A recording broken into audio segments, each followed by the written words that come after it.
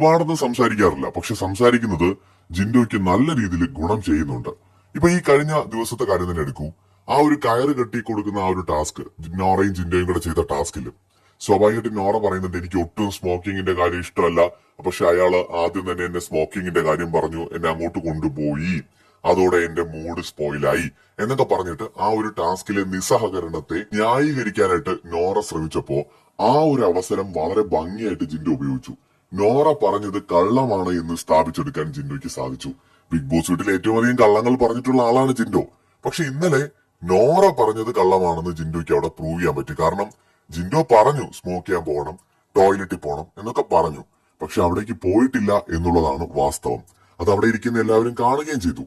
മാത്രമല്ല, ജിൻഡോ ചെറിയ രീതിയിലൊക്കെ ആ ഗെയിം എന്റർടൈൻമെന്റ് ആക്കാനായിട്ട് എന്തൊക്കെയോ ചെയ്തു എന്നല്ലാതെ മനഃപൂർവ്വം നോറയെ വേദനിപ്പിക്കുന്ന ഒരു പ്രവൃത്തിയും ചെയ്തിട്ടുമില്ല.